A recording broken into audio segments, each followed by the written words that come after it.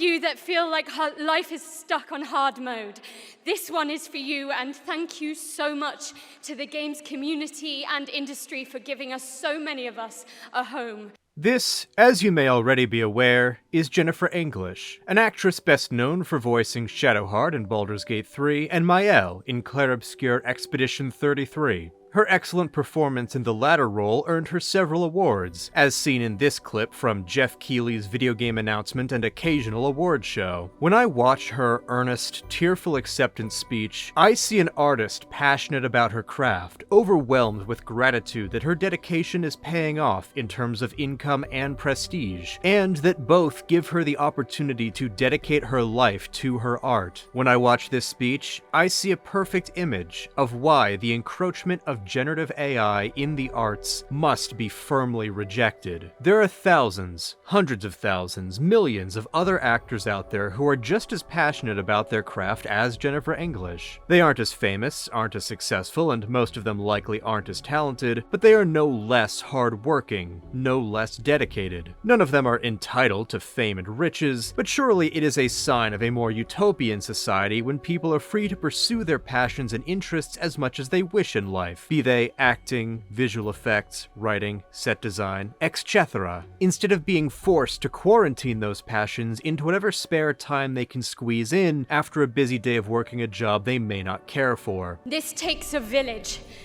and oh my God, I love my passionate, beautiful-souled, artistic, clever, beret-wearing village. A large part of why creative industries are so hard to break into is because so many people want to participate, to commit their lives to expressing themselves or practicing their preferred craft. Far more people than there are opportunities for them. Democratizing art, therefore, would mean expanding these opportunities, opening far more career possibilities so that more people can make a living as artists. It means, really, more public support for the arts, in the form of grants and stuff like that. After all, Expedition 33 itself only exists because French public funding resources and then later a small grant from Epic Games helped get it through pre-production. Well, democratizing art could also mean radically restructuring society to be less dominated by work, and more amenable to leisure and hobby time for everybody. But until we overhaul our system, increasing career opportunities within our current one would be great. The generative model apologist, I assume, would argue that the technology reduces costs and thus does create more opportunities by making the production of a single work, like a game, more cost-effective and easier to finance. But I see such an argument as painfully naive given the state of modern business. Assuming generative tech actually works and is good, which is very much not the case right now, but let's explore a hypothetical future where it is, what I think would happen is that a bunch more people could maybe be hobbyist solo devs, piling their hastily generated games onto the dozens of new releases already launching on Steam each day, like they're spitting into the ocean. They won't be materially successful because of oversaturation, and they won't be personally enriched by making something for real, so they might as well have done nothing. You cheated not only the game, but yourself.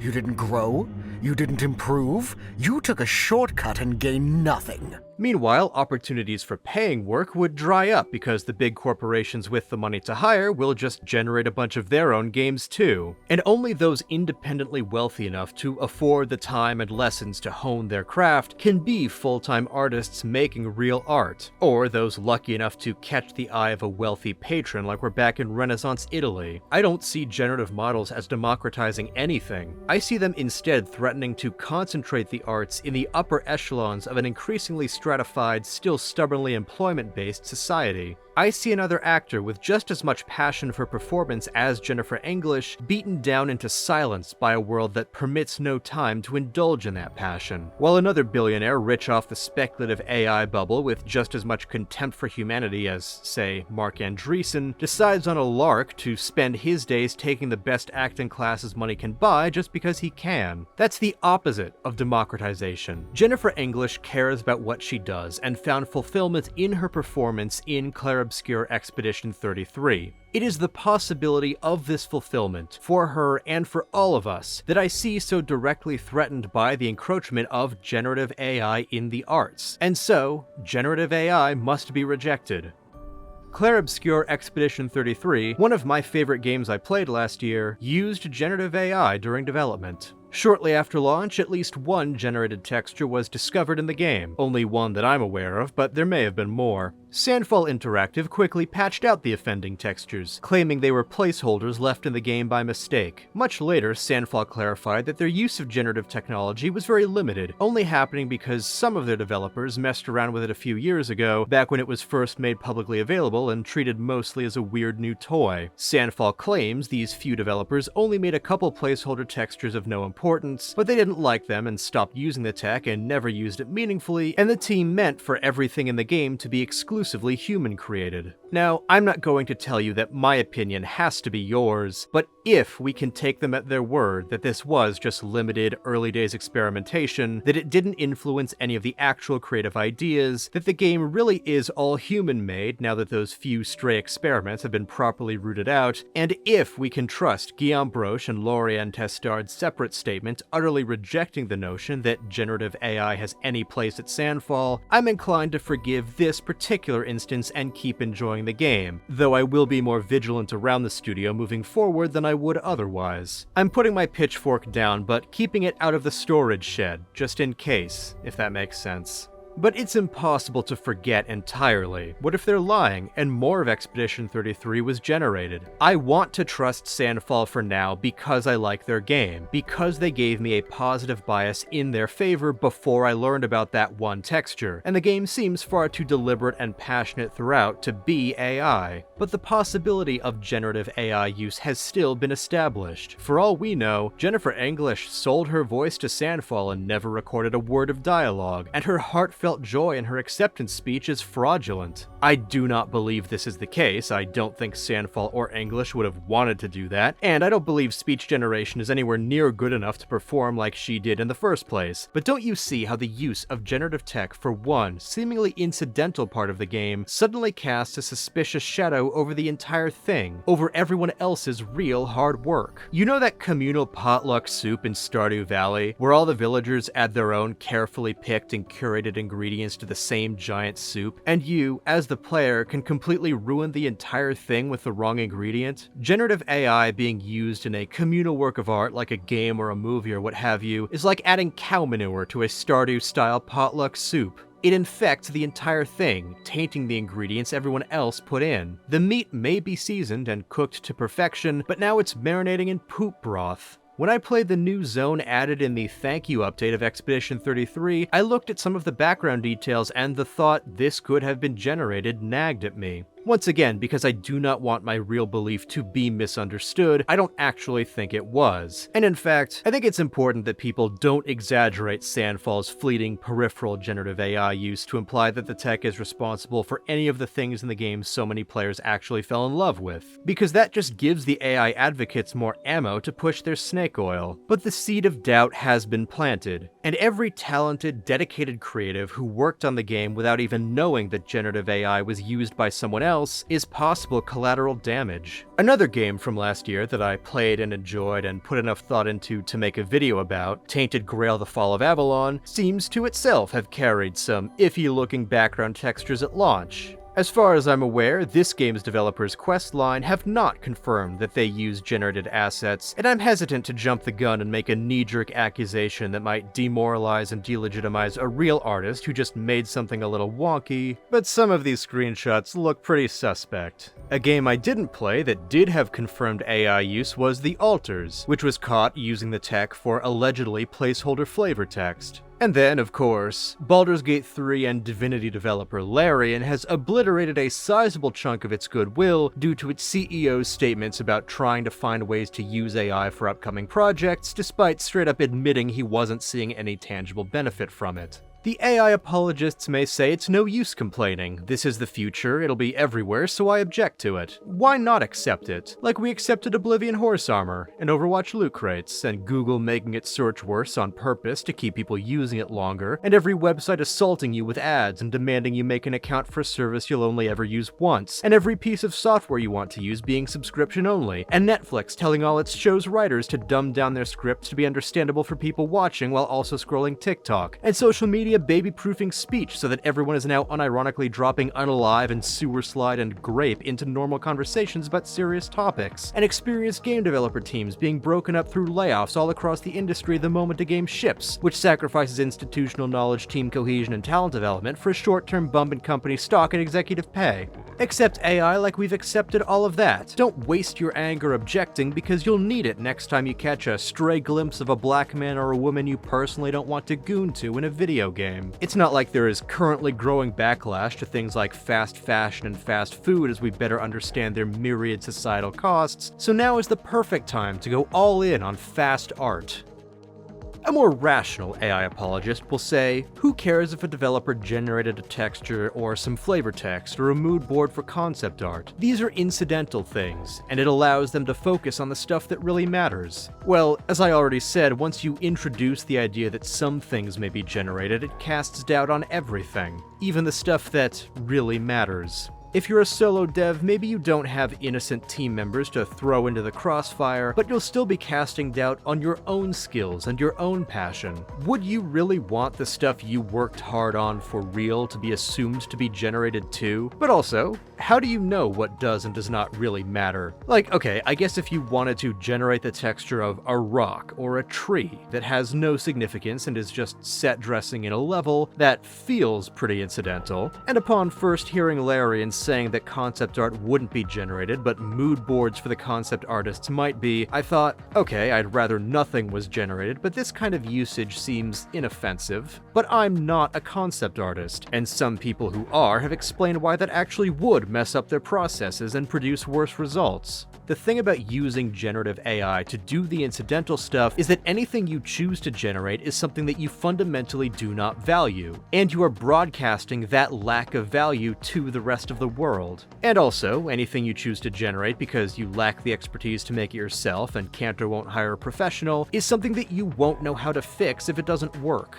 And again, the note of suspicion over everything I keep hitting means that people will assume you generated more than you did, and think you're communicating a lack of respect towards the things you actually do care about. I don't want to veer off into talking about the esoteric soul of art, but human creation does matter to what art is and why we make it. If it is not an avenue for human beings to express themselves and to explore ideas, and for audiences to be exposed to those explorations and come to their own interpretations, then what is the actual point? Art is a conversation between artist and audience. An artist imbues their work with intention, with feeling, even if they're only doing it for a paycheck and that feeling is obligation. The audience then has an experience, interprets the intention, and two people who may have never met create a more complete collective meaning around it. Generated content has no intention. Nothing is communicated. So when I consider that my feelings about Clair Obscur or Tainted Grail could, in the worst case, alternate universe scenario where everything in those games is generated after all, be based on reading into a void, that would be a deep betrayal. It would mean that I've been swindled into believing there was something worth thinking about and connecting to when the developers in this hypothetical scenario carelessly churned out a mirage. Again, I'm aware the tech is not good enough right now for the most extreme scenario, but it's worth exploring the future that AI's creators are apparently trying to work towards.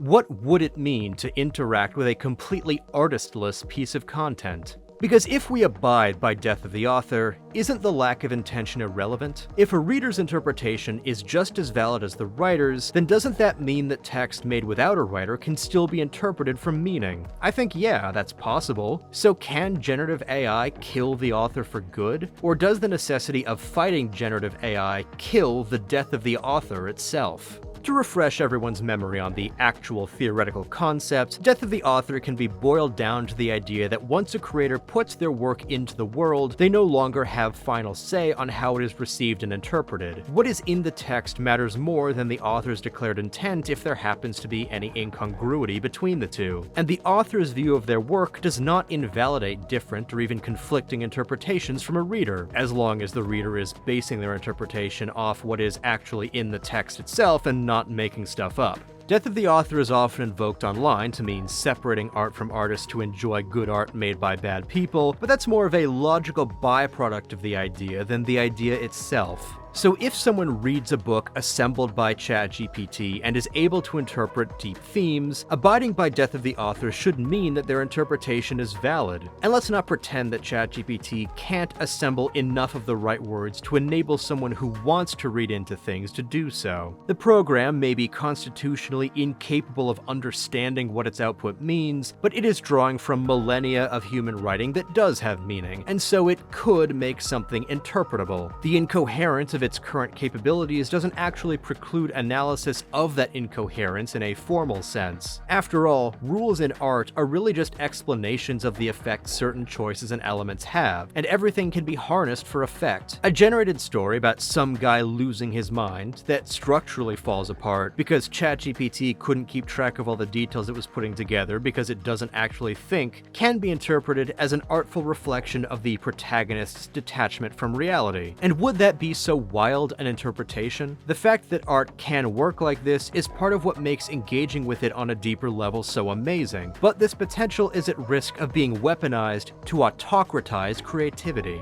As with every theoretical concept ever invented, death of the author has long been subject to criticism ever since the original Roland Barthes essay because, in its absolute most extreme sense, it treats all works of art as timeless artifacts independent from where and when they were made, and only treats the reader's experience as meaningful. It might open the door for people to go too far from the real text with headcanons. It might encourage the intellectual laziness of simply accepting first impressions. Michael R. Griffiths has extensively described how anti-colonial writers, especially Edouard Glissant and Edward Said, have criticized Barthes' concept and promoted the idea that an acknowledged author figure can be a way for colonized people to assert intentions and agency against appropriative forms of interpretation. So yeah, plenty of discourse there. I personally adhere to a soft version of death of the author. An author can do things with their work, make choices that have certain effects that they did not realize or intend, so interpretation must be able to acknowledge this. If something is in the work, it's in the work, even if the author says they didn't mean to put it there. At the same time, it is important that we recognize the perceivable intent and the context of a work. I don't think it makes sense to pretend that the author doesn't exist and that a work spawned, or was generated,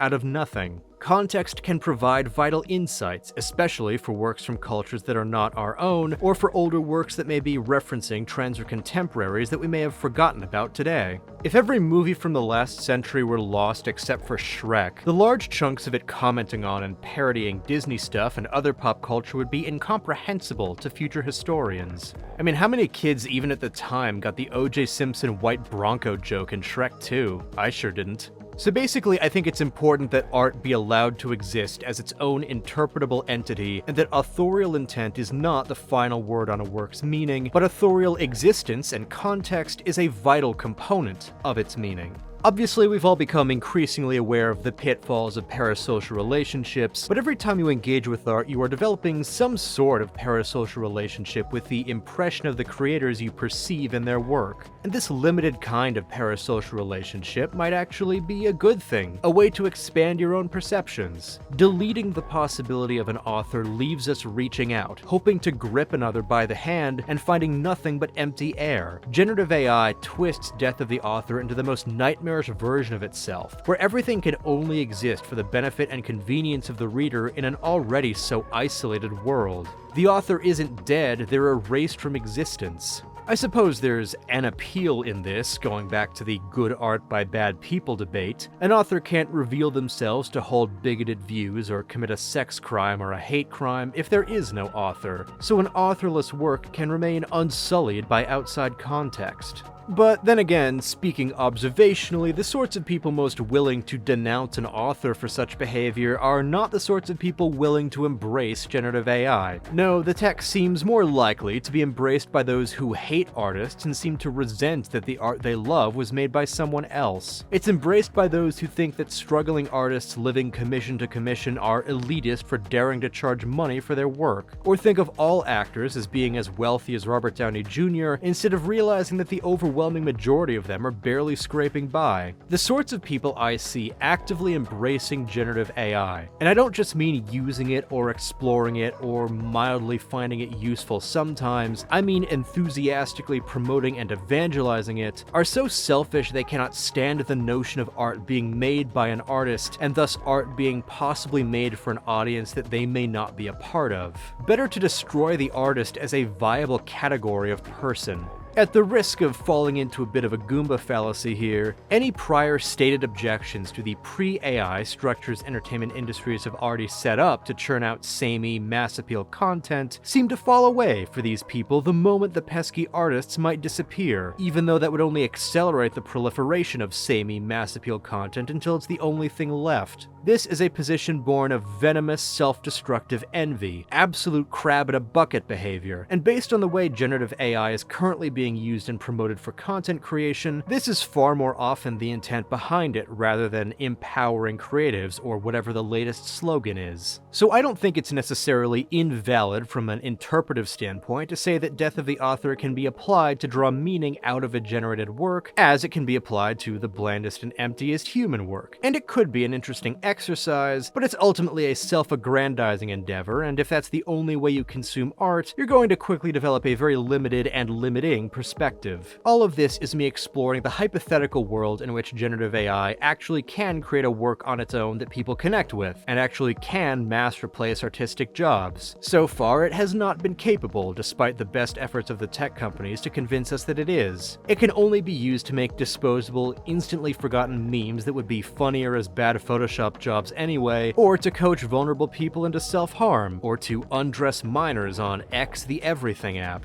But I wanted to take the most rose-tinted portrayals of its future capabilities seriously, because even if generative AI were good at what it's doing, I would still hate it. I hate it because so many of the suggested uses, like brainstorming or concepting, would get rid of some of the most fun and creative parts of the entire process. It's fun for me as a writer to brainstorm character ideas or world-building details. I don't want to outsource that, and if I did, I'd want to talk it through with another writer friend, not a chatbot. It's fun to write a bad first draft of something. It's not nearly as much fun to edit and revise, but that's the part of writing that an LLM is least capable of doing a good job at. Part of why people want to do art for a living is because the process, while it can be grueling and punishing, can also be extremely fun. And most of the unfun parts come from the business side anyway. Crunching developers to get a game out by a deadline to meet market expectations is business. Having so much fun making Silksong on your own time that it takes 8 years is not. But the pitch of generative AI use in art so often seems to be, do you want to make art by skipping all of the fun and artistic bits? I had the displeasure recently of coming across some AI-generated Avatar Fire and Ash behind-the-scenes YouTube Shorts video some rando made.